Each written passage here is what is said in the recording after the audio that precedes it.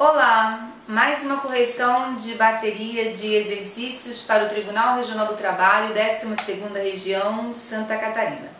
Garimpando questões da Fundação Carlos Chagas, de outros TRTs, de provas aplicadas por todo o Brasil, em ocasiões diferentes. Então, hoje ainda vamos resolver questões adaptadas da 3ª região e agora da 8ª região. Vamos lá? Questão número 1. Admite-se a permuta entre desembargadores de turma. Como você sabe, a permuta é uma espécie, uma forma de remoção. A permuta é uma troca de desembargadores, ok? Entre seus locais de lotação. Um desembargador troca com outro desembargador, modificando assim o seu local de lotação. Então, essa é uma espécie de remoção que não deixa claro, já que há uma troca. Essa remoção depende de aprovação de órgão respectivo. Então, vamos lá. Admite-se sim a permuta, admite-se até mesmo a remoção unilateral dos desembargadores do trabalho entre as seções especializadas e entre as turmas. Letra A. Mediante aprovação por maioria simples das turmas envolvidas? Errado. Eu não preciso da aprovação de maioria simples das turmas envolvidas. Na realidade, eu não preciso de aprovação das turmas envolvidas. Letra B. Mediante prévia autorização do presidente do tribunal apenas? Não, eu preciso mais que isso. Letra C. Mediante prévia autorização do presidente do tribunal e observado o critério de antiguidade? O critério de antiguidade, assim como o critério de merecimento, são observados sim nas remoções, pois assim determina a Constituição Federal. Tanto nas remoções quanto nas promoções, eu observo critérios de merecimento e antiguidade, mas nesse caso aqui não há autorização do presidente do tribunal. Letra D. Mediante prévia autorização do presidente da turma respectiva e observado o critério de antiguidade? Errado. Letra E. Mediante aprovação de maioria simples do tribunal pleno? Correto. A permuta é admitida desde que aprovada por maioria simples do tribunal pleno. Gabarito da número 1, letra E, artigo 29. Número 2. O tribunal funciona em sua composição plena ou dividido em, letra A, turmas e corregedoria? Letra B, presidência, corregedoria e escola judicial? Mentira. Letra C, presidência, vice-presidência e corregedoria? Letra D, órgão especial, sessões especializadas e turmas? Nada disso. Letra E, sessões especializadas e turmas? Isso aí. Essa é a resposta correta. O Tribunal Regional do Trabalho da 12ª Região funciona em sua forma plena, em sessões especializadas e em turmas. Esses são os órgãos julgadores, ou seja, exercem tipicamente a função jurisdicional. As outras alternativas possuem órgãos administrativos e na alternativa D nós temos o órgão especial, órgão este cuja criação é facultada aos tribunais com mais de 25 membros, segundo o artigo 93 da Constituição Federal. O TRT de Santa Catarina não possui órgão especial. Logo, número 2, resposta letra E, fundamento, artigo 4º. Número 3. Nas turmas, o quórum mínimo para as sessões de julgamento é de... Letra A, um desembargador e o secretário da turma? Errado. 2 desembargadores? Errado. 3 desembargadores? Certinho. Artigo 24. Embora as turmas possuam cada uma delas 5 desembargadores, o quórum para deliberação exige apenas 3 desses desembargadores. Logo, as turmas deliberam com a presença de 3 desembargadores dos 5 desembargadores que as compõem. Gabarito, letra C, artigo 24 é o seu fundamento. Número 4.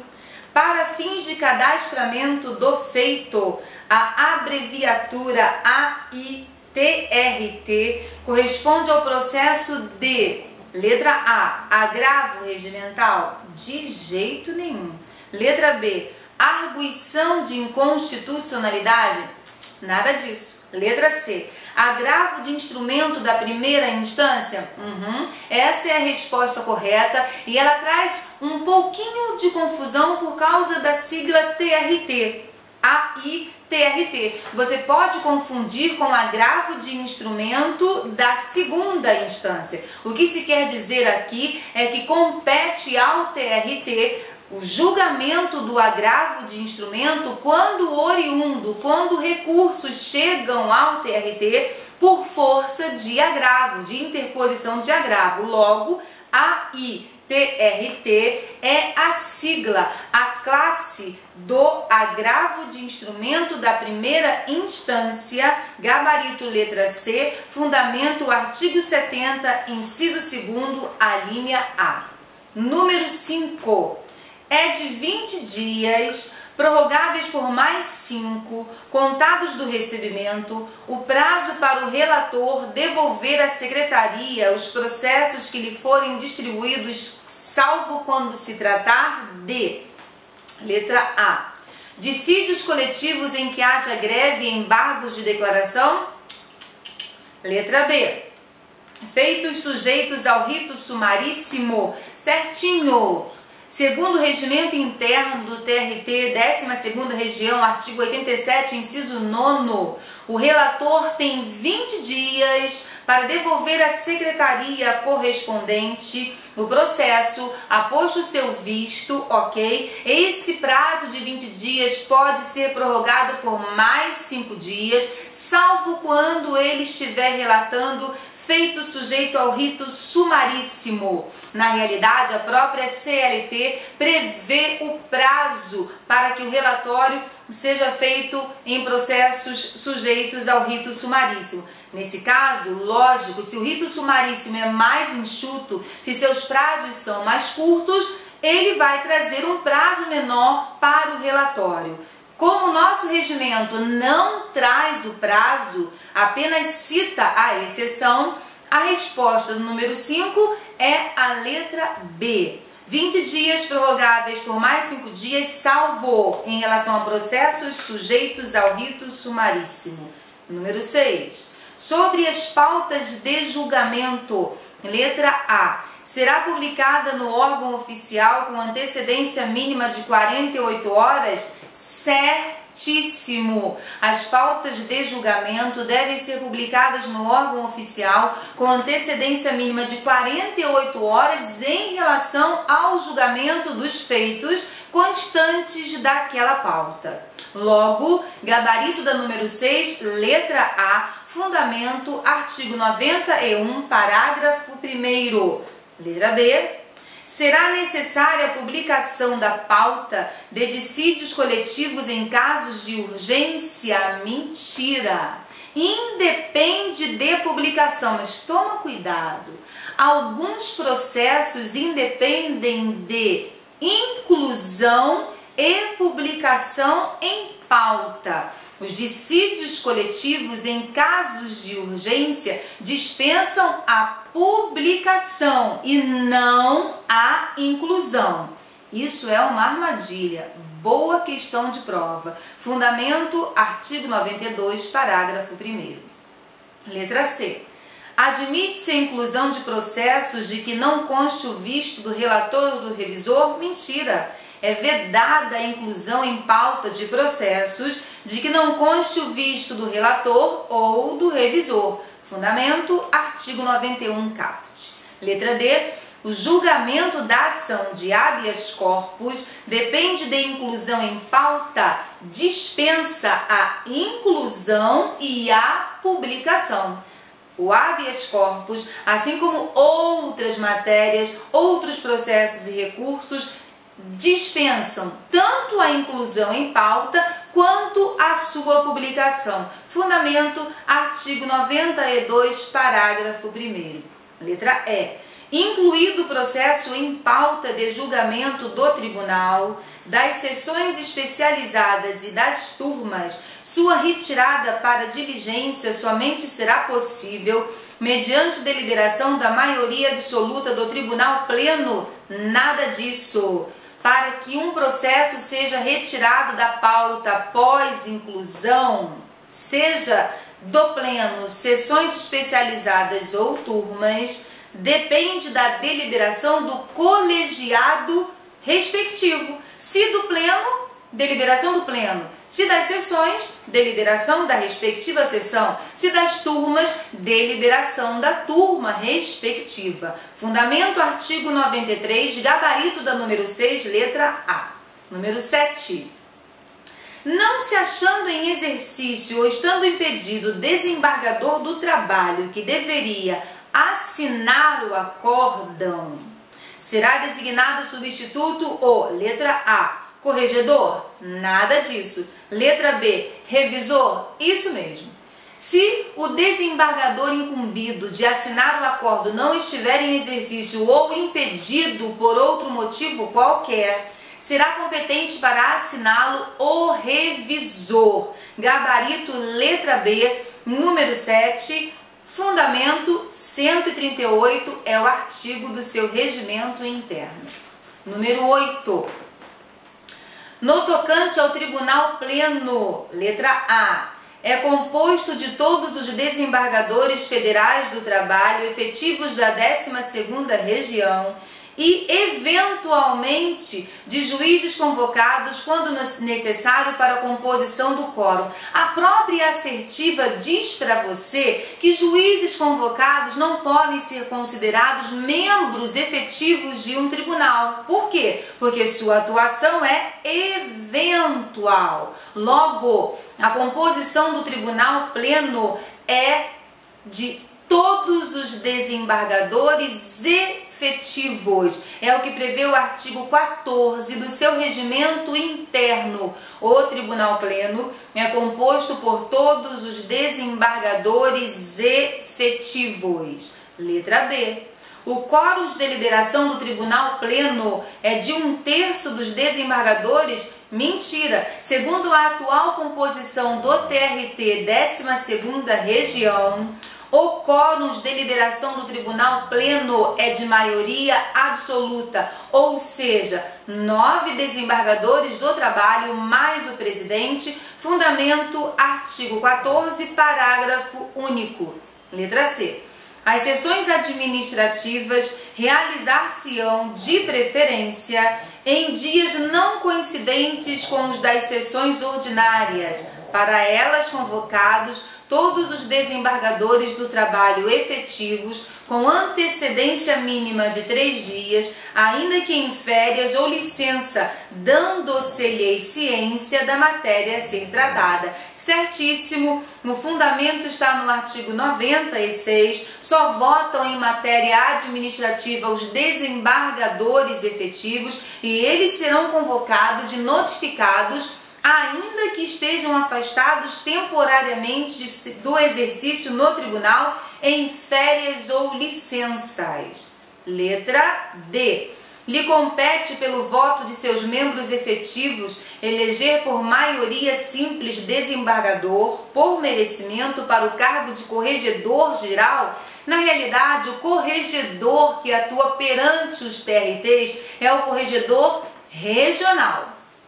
Primeira coisa. Segunda coisa, os membros diretivos são eleitos dentre os mais antigos do tribunal. Então, não pelo critério de merecimento, mas sim pelo critério de antiguidade. O regimento interno do TRT Santa Catarina não menciona o quórum exigido para a eleição dos membros diretivos. Nós sabemos que esse quórum é estipulado pela Lei Orgânica da Magistratura Nacional, ou seja, maioria dos membros do tribunal. Na realidade, então, se tivéssemos um quórum estabelecido, esse quórum seria o de maioria absoluta e não o de maioria simples. Fundamento, artigo 10. Letra E. Lhe compete elaborar lista quádrupla para promoção por merecimento de juiz titular de vara do trabalho, obedecidas as prescrições constitucionais. Não existe lista quádrupla para promoção por merecimento. A lista é tríplice, elaborada pelo Tribunal Pleno. Logo, a letra E está errada. O fundamento é o artigo 16, inciso 16 e artigo 48. Número 8, gabarito, letra C. Número 9. Das decisões proferidas pelo corregedor, caberá agravo regimental para, letra A seção especializada 2? Letra B, a terceira turma julgadora?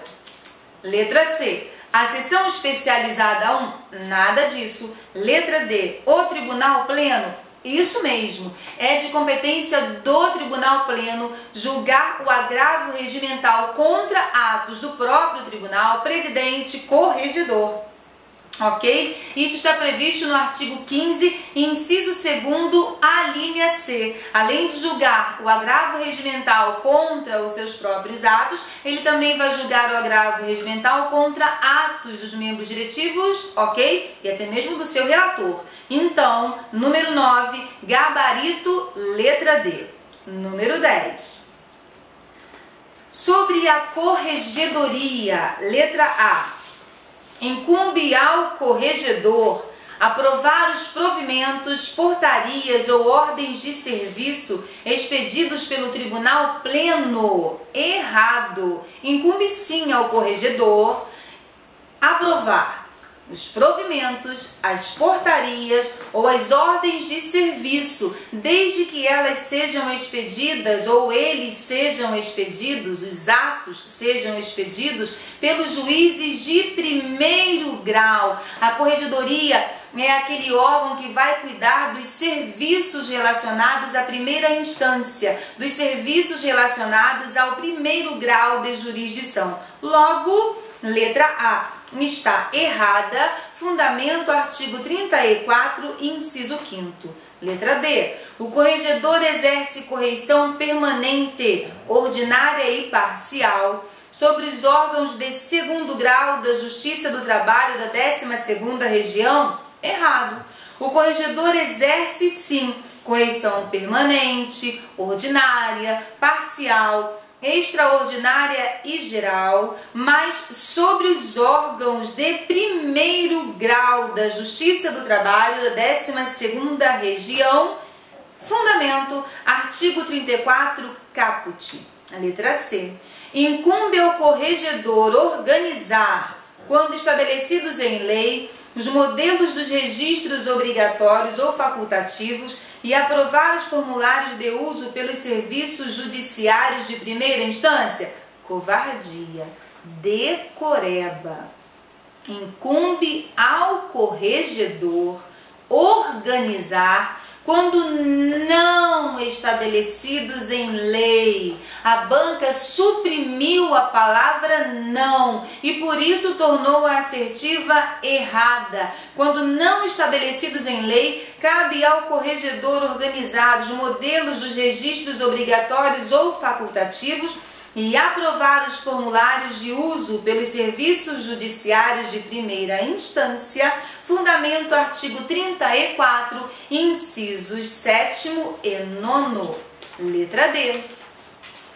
O corregedor integra as turmas e recebe processos distribuídos de competência do pleno e da seção especializada? Mentira!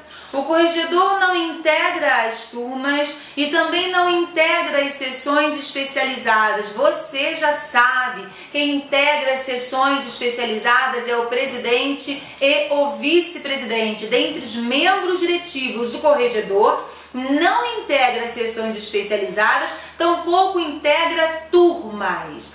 O corregedor participa sim das deliberações do Tribunal Pleno. Logo, letra D está errada. Fundamento, artigo 17, parágrafos 1º e 2º e 25. Letra E.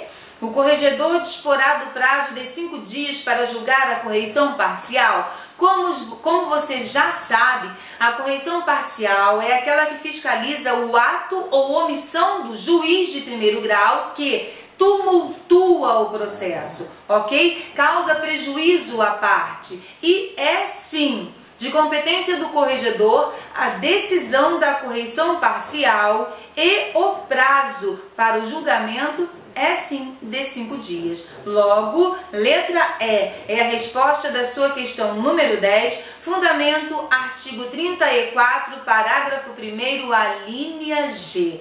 Até a próxima correção. Tchauzinho!